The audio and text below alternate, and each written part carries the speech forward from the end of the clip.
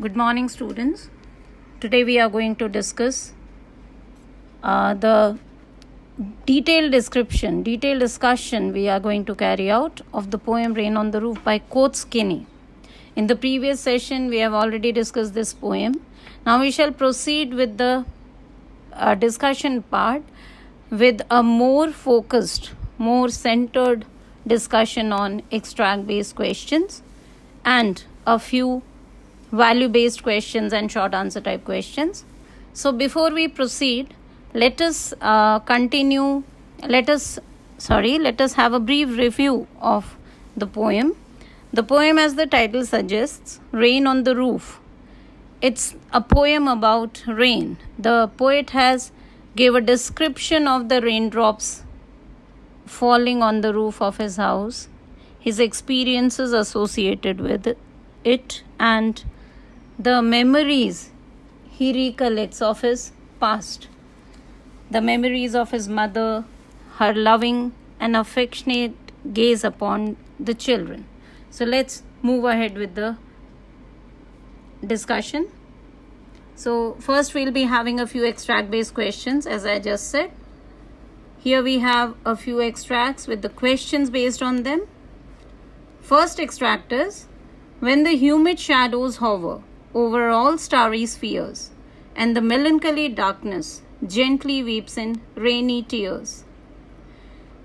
Question: what are the humid shadows? This is the first question. What do humid shadows refer to? So humid shadows here actually refer to the dark clouds, dark moist clouds, clouds full of rain. Next question: what do they do? They in question here refers to humid shadows, that is clouds. So the question is, what do they do? Now if you look at the very first line of the extract, it's clearly given there.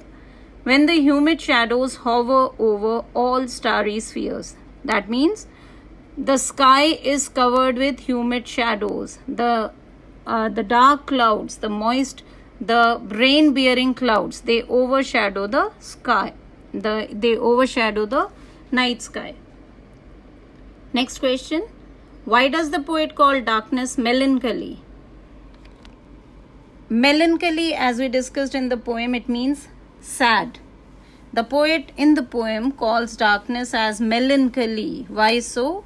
It's so because the atmosphere, the surroundings, the atmosphere that is created because of the darkness, because of the dark clouds, because of the raindrop falling on the roof or in the surrounding areas, the atmosphere appears to be sad. It appears as if the sky is grieving over some loss, and the raindrops have been compared to the tears of the sky. Next extract: every tinkle on the shingles has an echo in the heart, and 1,000 recollections weave their air threads into woof as I listen to the patter of the rain upon the roof. So the first question from this extract is, how does the poet describe the falling rain? Look at the extract. The complete extract is the description of the falling rain. The poet describes the falling rain as having an echo. Having an echo in his heart means he is recollecting the memories of his past.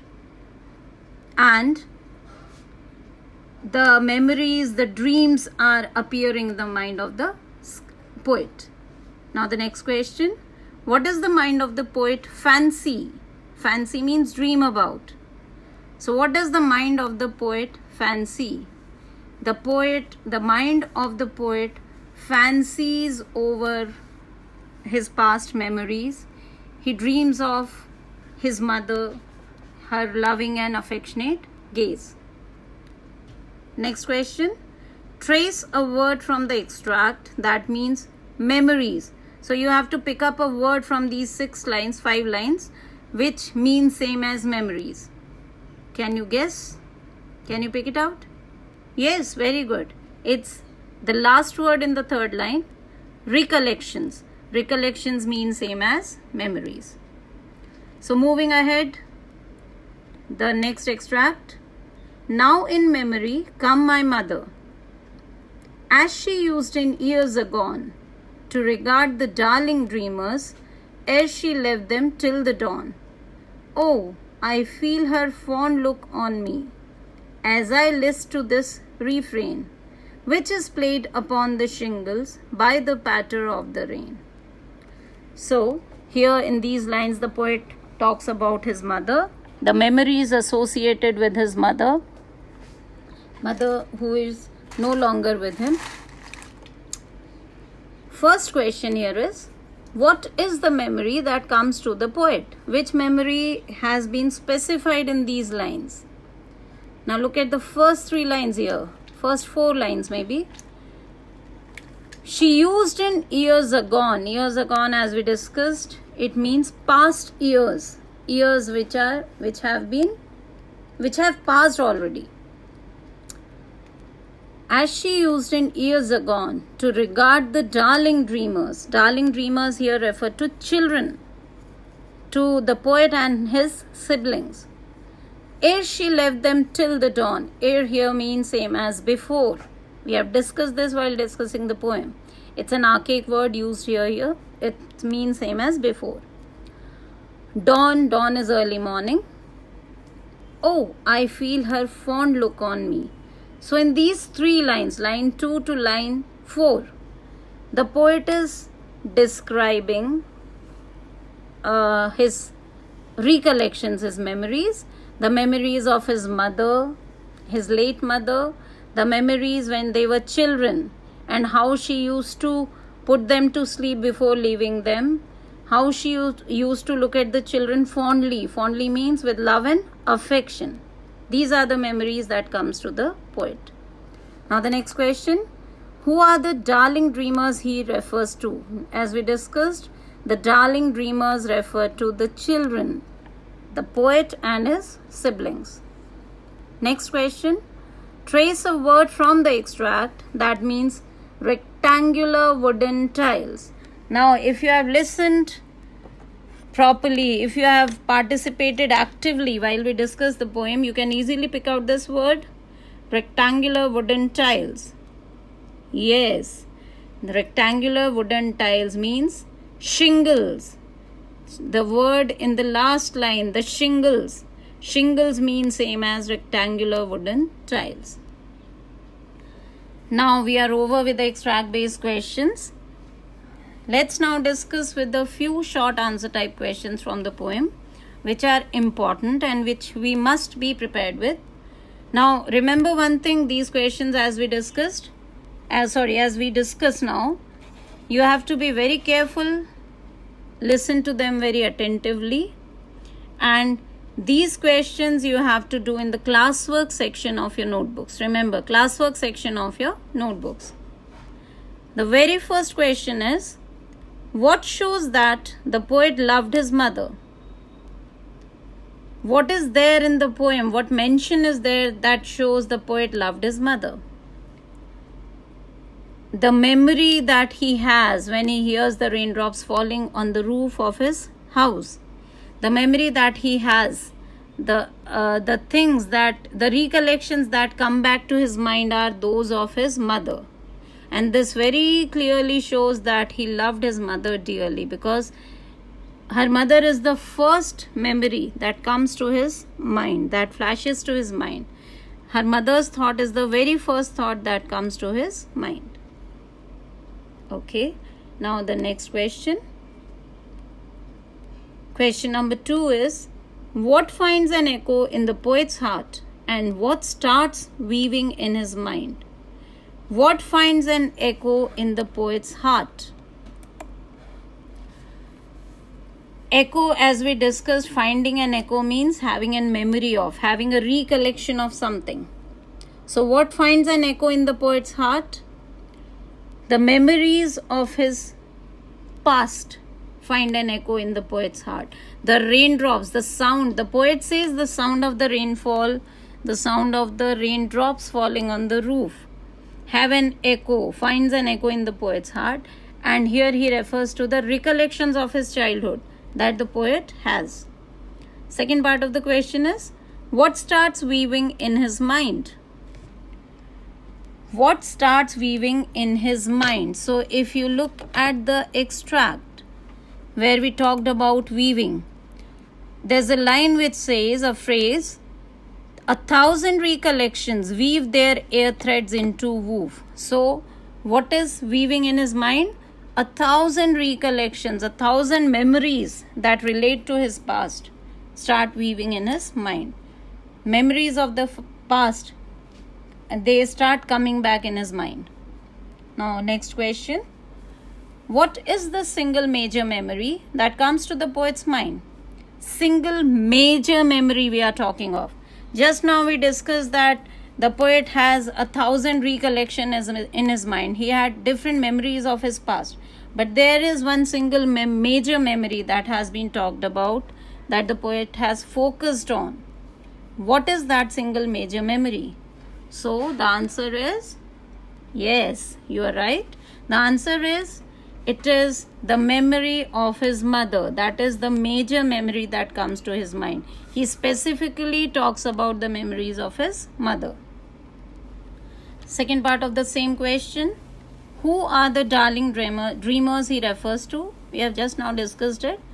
The darling dreamers refer to the children, the poet and his siblings. Next question, question number 4. When does the 1,000 dream fancies begin to weave in the poet's mind? When does 1,000 dream fancies we are talking about? So we are talking about the memories and the dreams. So when does it happen? When is the poet recollecting the memories of his past or dreaming about something? So it is when the raindrops fall on the roof of his house. The sound of the raindrops falling on the roof make him remember, bring the recollections back to his mind. Right? Is that clear? Okay, let's move ahead. Last question in short answer type questions. Right now what we have is, what is the bliss for the poet in the poem? What is the bliss for the poet in the poem? The poet talks about the bliss. What bliss is he talking about? Bliss means something that is good, that has a positive impact, positive effect is called a bliss. So the raindrops, the sound of the raindrops falling on the roof is a bliss for the poet in the poem. And it is so because he feels happy, he feels relaxed, he has recollections, he has memories of his mother, her fond look, his association with mother, his bonding with mother. So that is how the rainfall is, or the rain is a bliss for the poet in the poem. So that is what we had under the category short answer type questions. I'm repeating once again, you have to do these short answer type questions in the classwork section of your notebooks. Now moving ahead to the long answer type questions, that is the value based questions. In the poem, we have a number of value based questions here. Value based questions, I hope they are long answer type questions. The question that forms the very last section in the literature section of the question paper, right? So they are very important from the point of view of your scoring as well. Let's be very attentive as we discuss these questions. They are also known as value based questions because generally we talk about the value based questions when we talk of long answer type questions. We talk about the value, the theme, the gist of the poem here, right? So let's continue with this. The very first question here is, what virtue do you find? What virtue do you find in the sound of rains, right? So virtue, let's discuss the word virtue first. Virtue means quality. The question is, what virtue do you find in the sound of the rains? What quality of the rains has the poet highlighted in the poem? That is what is being asked about here. Now here we are, if we pay attention to the poem, the poet talks about the sound of the raindrops, right? So we are focusing on the sound of rain in this poem. So the virtue that we are talking about in the poem is that the sound of rain is pleasing to the ear, right? And when this sound is heard, when we hear this sound, we generally tend to forget other things.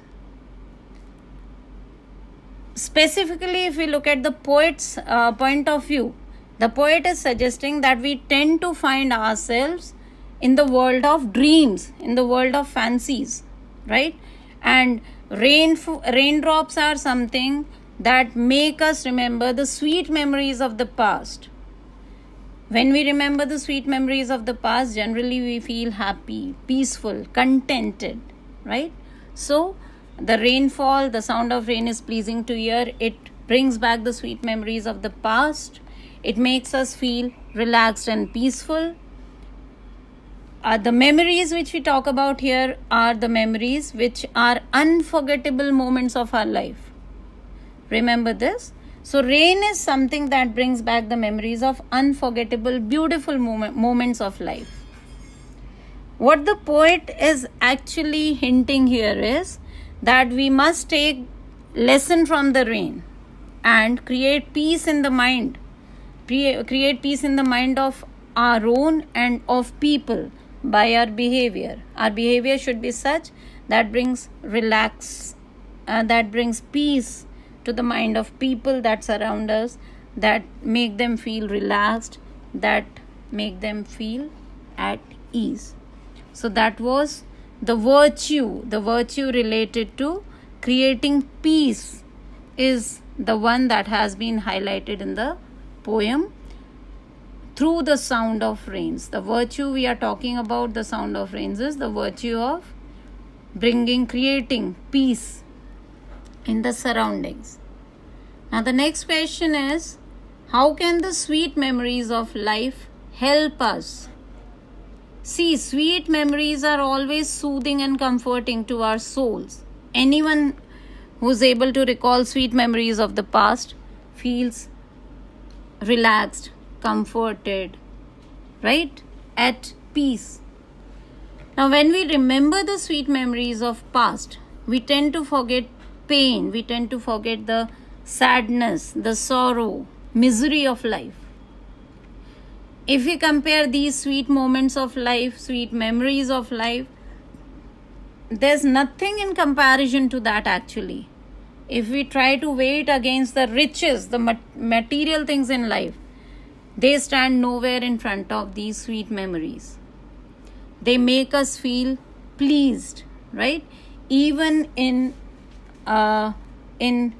little belongings, like the poet has been described as resting in a cottage. Cottage means it's a small house, it's a small room, but still he is happy. And what brings happiness to him is the sweet memories of his past, sweet moments of his life. Now, we must remember one thing, that when there's no peace in our heart, we cannot lead a peaceful life.